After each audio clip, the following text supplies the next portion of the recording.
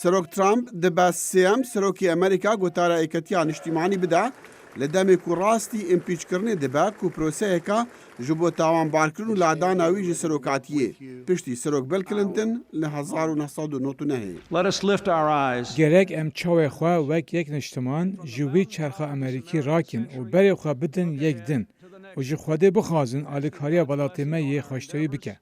بەری کلنتن ریچارد نەکسن لە ساڵە 1974 ڕاستی ئیمپیچکردنێ بوو بە تاوانە هاتی ناسکردن بناوێ واترگەیت دەگوتارە ساڵانە هەیەکەتیان نیشتیمانیدا وێژی بەڕەوانی ژخوا کرد.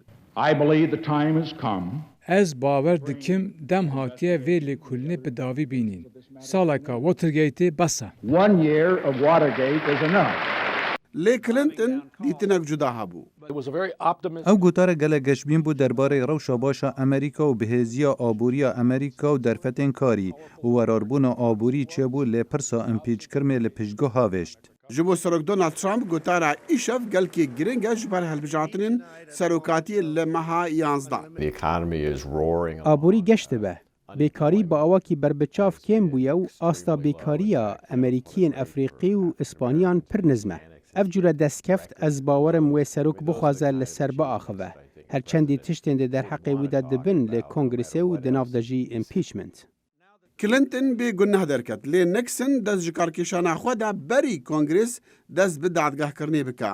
Şereza bawer dikin ku şêweyê gotara Trump dê têkelî şêweyê her duyên berî wî be.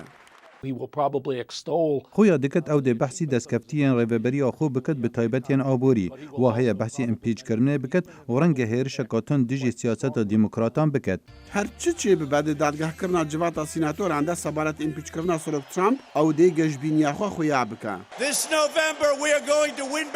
Li çirya duê em ê dîsan di kuşka spî da bimînin. Em ê piraniya Senat û nûêneran jî bibin. îşev bi milyonan Emerîkî wê guhê xwe bidin wê gotara salane.